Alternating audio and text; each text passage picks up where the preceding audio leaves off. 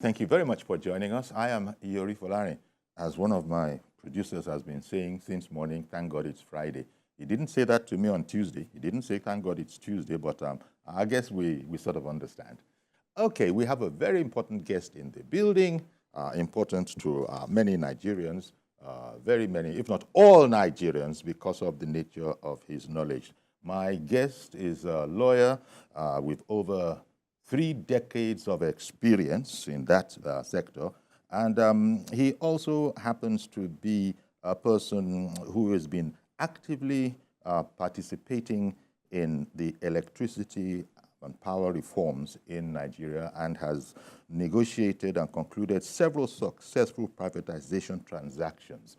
Okay, with that, you might have begun to guess, okay, the nature of this particular guest, who is a specialist. Of course, I'm talking here about Joseph Chiedu Ugbo, who is the MD, CEO of the Niger Delta Power Holding Company. Good morning to you. I'm delighted to have you on, Chiedu, because you're a very important person to Nigerians, as I say, because every Nigerian, there's no Nigerian that this topic doesn't concern. And the topic that we're going to be having this morning is the efforts at attaining uninterrupted power supply in Nigeria. As you know, it's all over, the country that if we can just sort the question of power delivery out, a lot of people believe that, most of our problems would have been adequately addressed, if not exactly solved. So I guess the $100 million question is what it is going to take to arrive at that happy status where, like other countries, some in Africa, others in other parts of the world, where they take for granted a 24/7 supply of electricity, or at the very best, where the fact that there's going to be an outage for an hour suddenly becomes big news before the event, where they will be announcing, we apologize for this, it's going to happen, it won't be more than an hour. So in other words, the good times. It's a dream that many Nigerians have. Is it a dream that's attainable? Sure. Good morning, Uncle Yori. Good morning, sir. Yori, please. No, I watch your program and they refer to you as Uncle Yori. So, thank you very much. And good morning, viewers. Thank you very much. It's a very topical question, and we cannot overemphasize the importance of electricity to economic transformation, especially at this stage of economic development in Nigeria. So, yeah, the question is very apt. Yes, we are getting there. We'll get there. It's a slow pace, but we'll get there. A lot of work has been done in the past. Now, what is required before delving into the nitty-gritty, the technical issues, what is required is proper coordination now and strong political will. That is, and of course, the present government, yes. That is what the president has in abundance. Yeah, clearly. Could I just come in there for clarification? Yeah. When people heard you first say it's a slow process, people would have thought, is it a matter of money? But then when you added the required political will, yes. I want a bit of clarification on that, if I can get it. Yes. The political, who would not want us to have this? No. So every government has tried in the past, even since the beginning of the Fourth Republic, as I used to say. If I realize the data of installed and available capacity, you can see some incremental but not huge change in the capacity in Nigeria. But we are at the point where the problems are properly dimensioned now. Okay. Yeah. So His Excellency President Tinubu has his job well cut out for him in the power sector. And of course, we all know him, he has the strong political will to tackle these problems head on. I'll give you an example. The Minister of Power, Chibayo Adelabo, has already identified this coordination as an issue, and we've all know that's an issue. And coordination, you need, you don't there is the tendency for government agencies to, work in silos, to be in a mode of tough protection. Yes. Tough protection. Watertight compartment. Yes. But that is changing, and that will change. You have a coordinating minister of economy. I've had some minutes of interaction with him, where you can see having an overview, putting everything together. So that is what is required. Now, yes, money is required, but if you throw money in the wrong place, you're not going to get, the outcome will be different. But if you throw money in the right place because you have proper coordination, then you get the desired outcome. So that's where I mentioned that. Okay. Yes. Okay. Yes. So it's going to be very useful, a coordinating minister. Yeah. It means that there will be a much wider overview. Yes, of that's right. all the issues. Yes.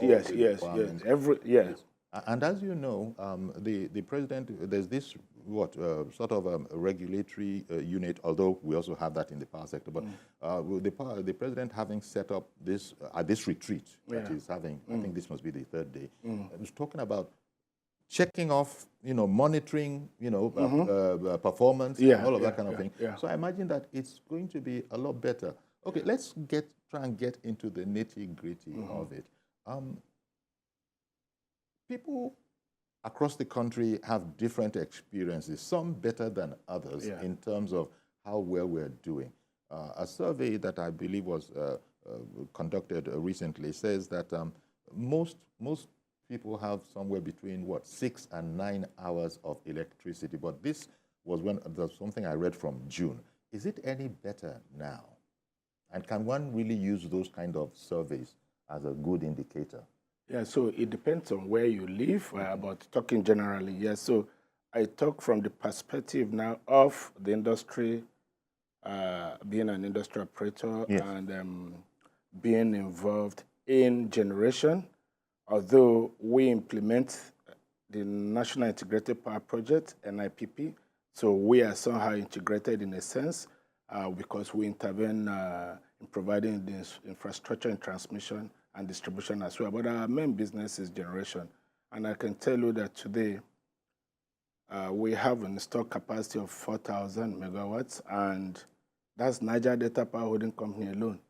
And we have about 1,000 still coming in the next 16 to 24 months. You have that also involved. So, and if you add that to the total generation in the company, the total generation is somewhere around 13,000 megawatts, closing up to 14,000 megawatts. So generation is way ahead, of the network segments of the business.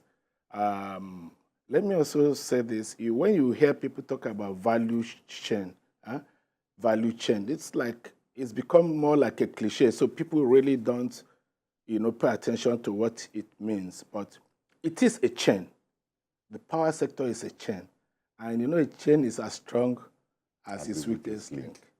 So even if you have all the generation plants, if you don't have the transmission working and the distribution working, you're going to have stranded generation. If you have all the big generation, have 20,000 megawatts, if you don't bring out the gas from the ground, especially for gas thermal like us, you have stranded generation. Everything must be aligned. That's where that coordination comes in, and that's where what the coordinating minister is doing now is fantastic. I mean, so far, giving thumbs up, So, and of course, the Minister of Power. So, if you take it from there, and from our experience at Niger Delta Power Holding Company, we have 4,000 megawatts, like I said. If you take the temperature in the areas where we operate, we probably should be able to give you at least 3,500 megawatts, by temperature, because these machines were built at 20 degrees, to operate at 20 degrees. So, but Nigeria, we use the average of 31 degrees. So, why are we not doing 3,500 megawatts in Niger Delta Power Holding Company alone? Yes. Why is the whole country the whole country doing average of 5,000 megawatts a day. And that 5,000 megawatts is peak. Peak. Yes. You know, peak period. So why? Why? Okay, that's the question. From generation side, all generation companies put together, I just mentioned installed about 13 to 14,000 megawatts. You have about between 7,000 and 8,000 megawatts mechanically available. Turn-it is ready to go on. But it has to be commercially available. So, you know, we talk about commercial operations of power plants. So you need the gas, and you need to evacuate your output. So these are for the inputs. Yes. So the input and output, they are challenged significantly. Our gas is a major problem, but I will come to it. Okay. The problem with gas is purely commercial. Nigeria has proven reserve of about 200 TCF, of gas. Nigeria is described as a gas territory with some oil in it. You know, with all our crude oil and everything, we're in the oil and gas industry, we're described as a gas territory with some oil in it. That would tell you the abundance of gas we have. Much so that ninth in the world. Okay. Yes. Huge reserve. Unproven reserve of about 600 TCF. So we have gas. So we'll come to that. But I said the problem is commercial because you have the people who can bring the gas, but they are reluctant to do that. Then you come, okay, the ones we have, the generation we have, why are we not doing it? As the minister pointed out recently in a conference, some of the power stations, you still have power transformers. What they have called power transformers are big transmission transformers, the huge ones like a building. You still have the ones with ECN mark. So before we were born, they are still there. Yeah. So decrepit infrastructure. A lot of money is required there. Radial lines, you know, not a loop. Inadequate infrastructure, just put it that way. And is this coming from neglect over the decades? Yeah. If there was a systematic... Yes, lack of investment. Yeah, lack of investment. The government, that's why democracy is good. During this democracy, you find that that's when our company was established in 2004, 2000. You know, NIPP was conceived in 2004. And a lot has been done through our company in intervening in infrastructure in the transmission segment. Tons and tons of, you know, I'm sure you are being served from one of our transmission stations around this area. We are working a lot. If you take a trip to Cairo near Lausa there, you will see near Ogba, you see a state-of-the-art transmission station built by our company and a lot of transmission. So a lot's been done, but still not enough. Yeah. I was going to say when it is available. Otherwise, alternative means. Then you now come to the biggest area of the chain. They call the huge elephant in the chain, and that is the distribution and the retail end of it. They suffer from technical losses because of, again, obsolete infrastructure. They suffer from commercial losses because of theft. Because of electricity theft, which is a huge... Discos have been complaining about that. Yes, we're going to come to that. Yes, and they suffer metering. From... Yes, metering, that's collection inefficiency. Yeah, those are the... Of course, collection inefficiency, there are two parts to it. There is the one that comes from metering, and there is one they have always talked about as tariff shortfall. So you have what we, in the industry, we call the market shortfall, which comes from metering, not collecting from, at least what's been agreed, and the tariff not being cost-reflective, whatever that means. Okay, I was going to say whatever that means, because as I know, people are complaining that here are the distributors trying to actually increase the tariff. Yes.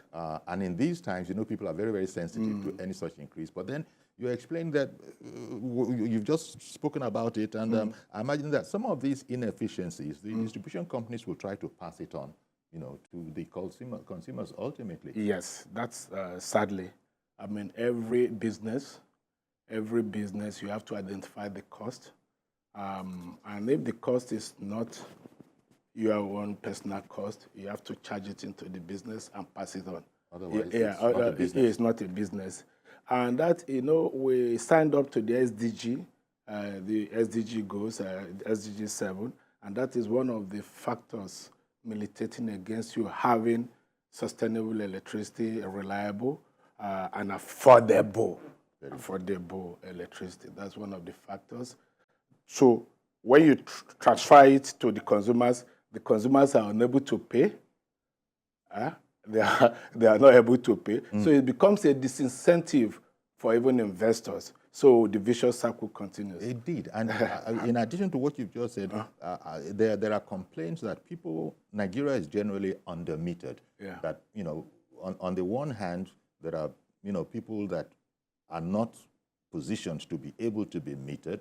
And then on the other, there are those who are actually stealing electricity. Both of these are going to add to the ultimate call. But I said it's a national topic, and Reverend Dominic has called in already. Good morning to you, Reverend Dominic. Good morning, Chief Yori. God bless you for bringing this topic today. Okay. I'm sure if I can get a bit more volume so we can hear properly in studio, we can't at the moment. But please carry on, Reverend Dominic. Okay. Please, can you answer my question? I have been using prepaid meter since 2011. I recharged it on Monday. Can you hear me, sir? Okay. I'm sure they're working on it. Okay. They're working on it. So okay. But continue to speak. Prepaid meter since 2011. I recharged it on Monday, what we call analog. We just go and recharge. You cannot recharge electronically. Okay. But by Wednesday, I couldn't have light, and the card could not be discharged to the meter. So I went to their office. They said they have discarded my meter. I said, what do I do? They said I have to have a new meter, pay for a new meter. I was like, I'm ready to pay for a new meter, which is 150,000. The man said, even though I pay today, it will take them 3 months to replace my meter. Now, sir, I have no light. I can't recharge the one I have paid for, and I can't use light. Why do you remove the analog meter? Analog meter I have. Then you don't have electronic one to give back to me, and you're not shut me off and hold my money. I can't have light. I can't use light, and I can't have a meter. What kind of a system is that? You cancel the old one I have. You don't have a new one. How does it work? I want the gentleman there, a very great man, to answer me. Why are you sabotaging the system? The electric company sabotaging themselves by shutting me off, even though I have analog meter, and I could not give me electronic meter, even though I pay for today. I have to wait for 3 months, and now I'm in darkness. Why, sir? Okay, thank you very much for calling in, Reverend Dominic. This relates to the distribution side of town. Yeah. And as you know, we have been told by the authorities that in conjunction with the rest of the world, we have to switch to a new kind of a system. Yeah. But the system apparently is not even ready, because what we're hearing is that you can't access the sites for where you can actually activate all of these things. I don't know. The Reverend there is seeking clarification. Yes, I think it's, I can imagine what he's going through, and a painful one at that. But every distribution company is mandated, and they do have customer service desks to receive complaints. Yes. And I think the regulator too has regional offices for complaints like this. I know the regulator has been on this transition. Yes, this transition. From the old system, has been on the discourse for this transition from the old system of metering to the new system, and they are working on that. I know that as a fact. But I can imagine, I can imagine that as with any new thing, there are bound to be hitches. So I can imagine that that's what they are going through. And just like every business, they would like to get their money. So just bear in mind, it's a business for them. They would like to get their money. Yeah. So they will not just throw you out deliberately, So I'm sure they are working on it, but it's a point that I will personally take it on with the CEO of Ikeja Disco. Ikeja, she's a fantastic lady. Because Ikeja Electric they are working. To be having their own challenges. They are working, they have their challenges. As we speak, many customers are actually trying to comply with all that they advise. it's not even possible. They say the sites are not yet accessible, if that is accurate. But this is what we are being told, and Reverend Dominic has been caught in the middle of that. Please, you can send their complaint to them and off to the regulator as well. I'm sure it will be addressed. Akin in Apapa has also called in. Good morning, Akin. Topic is highly interesting. In Olodi Apapa here, we have tried to apply for prepaid meter. In the last 4 months, the teller for payment has been generated. Even for those that apply that they have generated their teller for payment, they have paid, the meter is not yet out.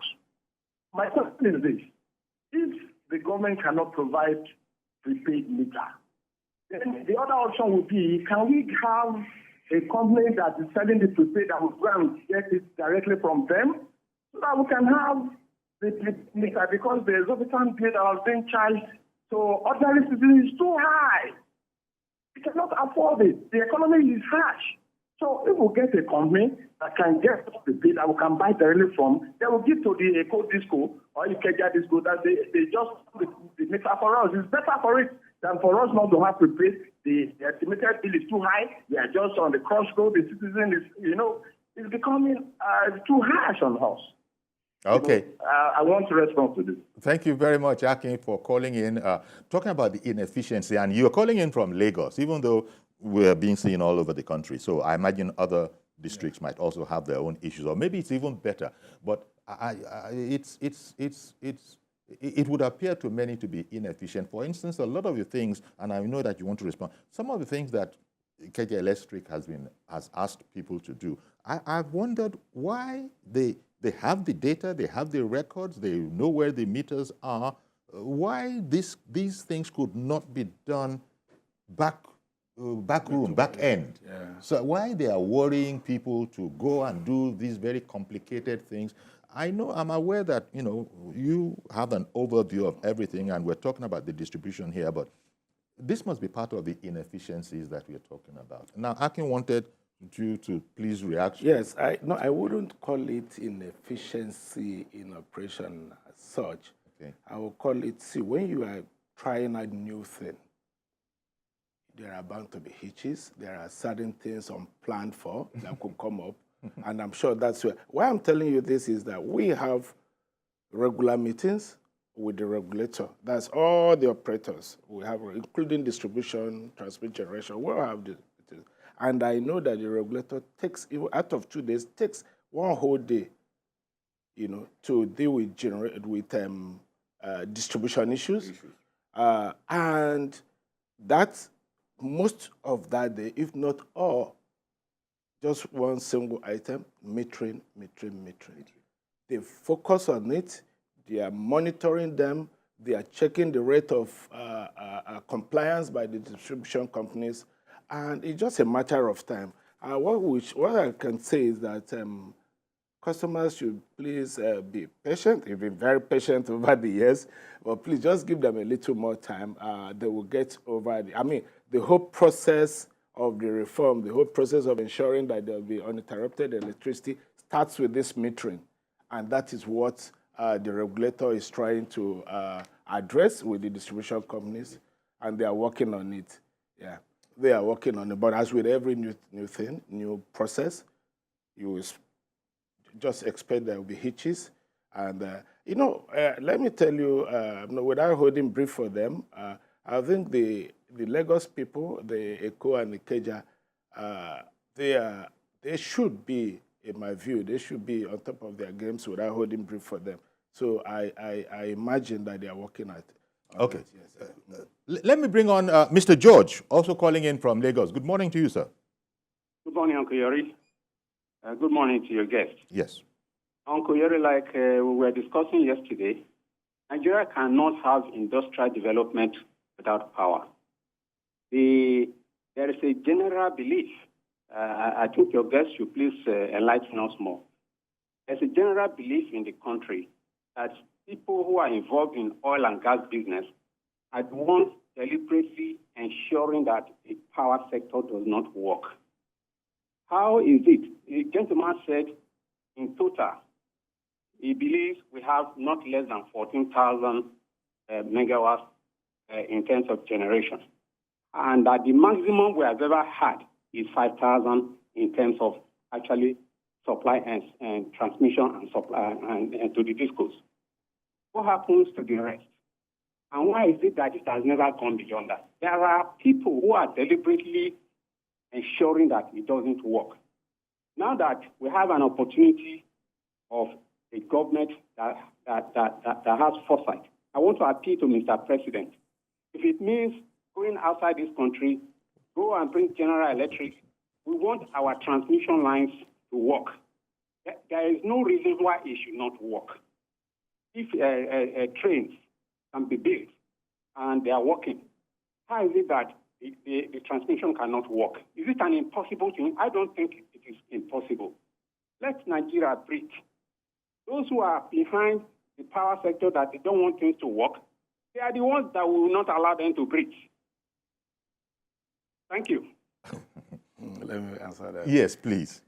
I think, when things are not going well, there's always a conspiracy theory. That's the truth.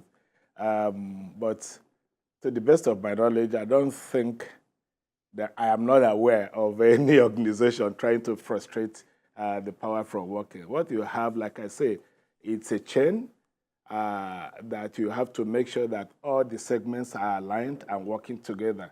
With transmission, a lot of work is being done. You are right, you are apt. And for your information, GE is in Nigeria.